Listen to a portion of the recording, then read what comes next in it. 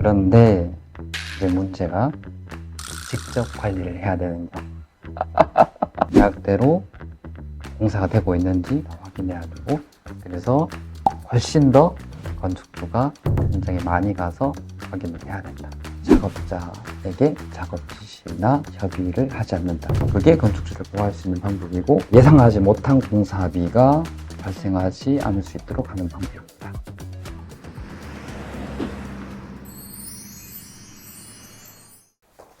와!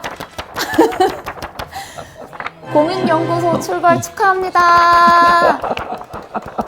승인님 안녕하세요. 안녕하세요. 이제 고민연구소가 시작되었는데 예. 어쩌다가 건축고민연구소를 시작하게 되셨을까요? 저희가 지금 20년 정도 되고 현장은 한 1000여 개 정도 진행을 했거든요.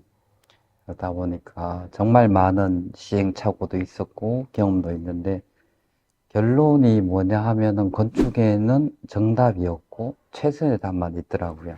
그런데 그 이유가 사실은 현장 하나하나마다 환경들이 다 다르고 참여자도 매번 바뀌기 때문에 비슷한 문제라고 하더라도 원인이 다 개별적이고 거기에 따라서 해결을 해야 되는 방법도 다 다르기 마련이에요.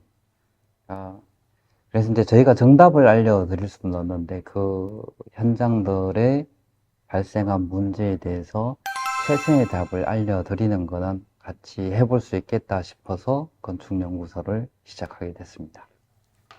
와! 너무 도움이 될 것 같아요. 네. 저희가 댓글 통해서 사연을 받았잖아요. 예. 그러면 오늘의 연구 주제 네. 제가 먼저 짧게 브리핑 드리도록 네. 하겠습니다. 오늘 연구 주제는 예비 건축주님께서 질문을 주셨어요. 네. 총 4가지인데요. 첫 번째, 현장 방문은 몇 번 하는 게 좋을까? 두 번째, 현장에서 건축주가 할 일은 무엇일까? 세 번째, 건축주가 알아야 하는 기본 지식은 무엇이 있는가? 네 번째, 요즘 유행하는 벽돌 타일의 장단점과 시공 방법을 알고 싶어요. 입니다. 그러면 오늘 연구 주제 첫 번째부터 한번 해볼까요?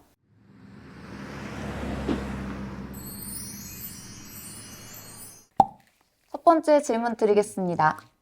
따로 CM이 없을 때 건축주가 현장에 방문하는 횟수는 몇 번이 적당할까요? 이것도 나누어서 봐야 돼요. 우선은 2가지 정도로 나눠서 볼 수 있는데, 첫 번째는 계약이 잘 됐어. 그리고 건설사도 잘 선정이 되고, 그 다음에 감리자도 다 선정이 돼서 현장이 무리 없이 돌아갈 것 같아요.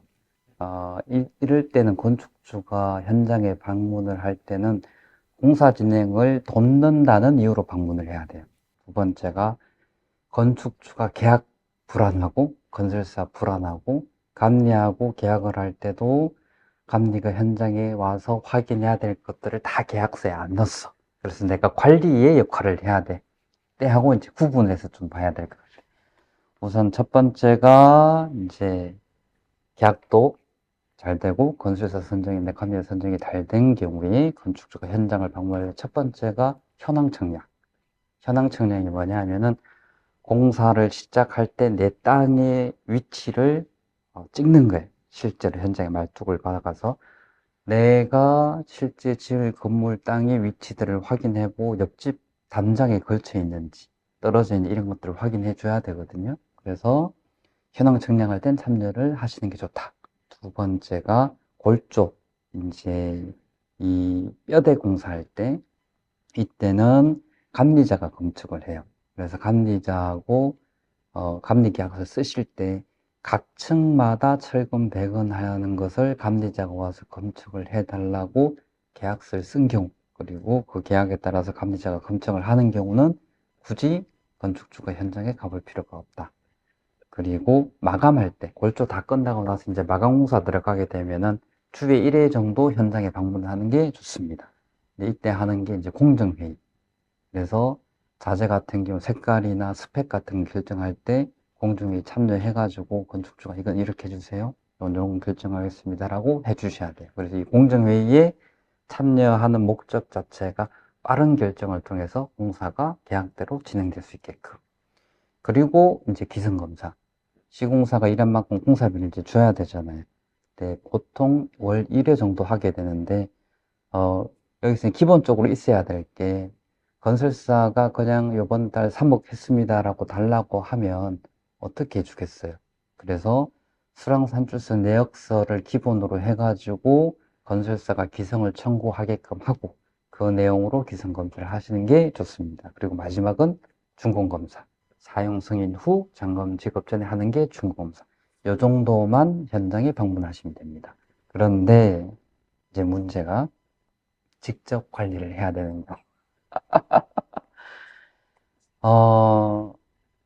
이제 아까 공사를 잘 진행하기 위해서 건축주가 방문하는 거 플러스가 돼야 돼요. 그래서 기본적으로 현황 측량하는 거는 현장에 가야 되고, 터파기 하고 난 다음에 이제 지내력 테스트를 하거든요. 그래서 그때 현장에 한번 가보시는 거를 보내드립니다. 그리고 지내력 테스트에 대한 결과지 보고서를 한번 확인하시는 것도 하셔야 되고요. 그다음에 각종 철근 배근 상태 다 확인해야죠. 건축주가 내가 확인을 해야 되고, 아까도 얘기했지만 감리자가 잘 선정이 돼 있어서 감리자가 각종 철근 배근을 다 확인할 수 있다면 안 가셔도 되지만, 그렇게 다 안 돼 있다라고 하면 직접 가서 확인을 하셔야 돼요. 그리고 단열은 당연히 계약된 단열재를 사용하고 있는지 확인해야 되고, 특히 창 주위의 단열을 잘 하느냐 못 하느냐가 안에 주거를 하시는 분들이나 사용하시는 분들이 겨울철에 춥고 여름철에 덥고가 결정이 나기 때문에 창호 주위 단열, 그다음에 단열재 이용 검사, 그리고 방수는 방수 공사를 하는 방수 높이는 꼭 확인을 하셔야 되고, 그 다음에 방수 공사를 하고 난 다음에 담수 테스트를 해야 돼요. 실제 화장실이면 화장실 배수관을 다 막아놓고 실제로 물을 담아요. 그래서 밑에서 물이 떨어지는지 안 떨어지는지를 확인하는 걸 단수 검사라고 하거든요. 모든 방수 공사가 된 곳에 방수 테스트를 해가지고 통과가 된 것을 확인하셔야 돼요. 그 다음에 기성검사, 아까 똑같은 기성검사인데 좀 다른 점은 품질 검사도 같이 해야 됩니다. 그래서 계약대로 공사가 되고 있는지, 그리고 자재 같은 경우는 제조사 계약 때 지정된 제조사 제품명을 사용하고 있는지 다 확인해야 되고, 마지막으로 준공검사까지. 그래서 훨씬 더 건축주가 현장에 많이 가서 확인을 해야 된다.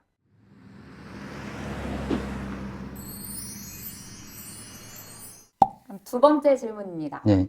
건축주가 현장에서 네. 무슨 일을 해야 할까요?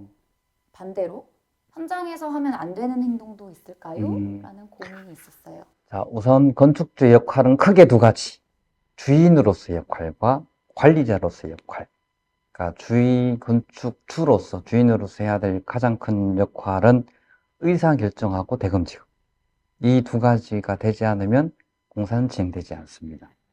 그리고 또 하나가 관리자로서의 역할인데, 관리자는 계약대로 결과물이 나오는 것을 확인하는 것 플러스 그 과정이 계약대로 진행되는지를 확인하는 거예요. 그래서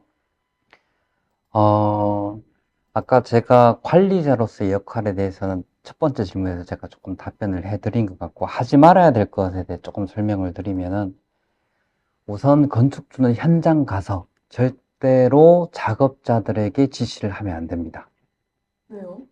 어떤 케이스가 있느냐 하면은, 건축주가 현장에 왔을 때 작업자가 와서 건축주에 요거 이렇게 바꾸는 게 어떨까요? 라고 이제 얘기를 할 수 있어요. 그러면 건축주가 이거 그렇게 해주세요 라고 하면 어떤 일이 발생하느냐, 그 작업자는 이제 그 현장 소장에게 건축주가 이렇게 바꿔달라고 했으니 이거 돈을 더 주세요 라고 얘기를 해요.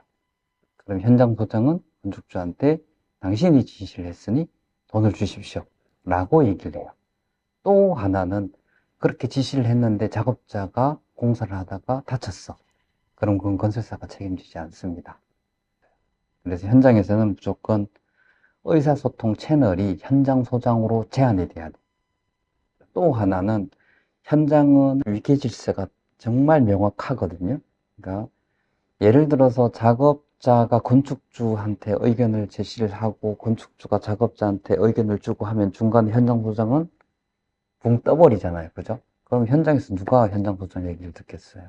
그래서 현장에서 절대 작업자에게 작업 지시나 협의를 하지 않는다. 무조건 현장 소장을 통해서만 진행을 한다. 그래야지 그게 건축주를 보호할 수 있는 방법이고, 예상하지 못한 공사비가 발생하지 않을 수 있도록 하는 방법입니다.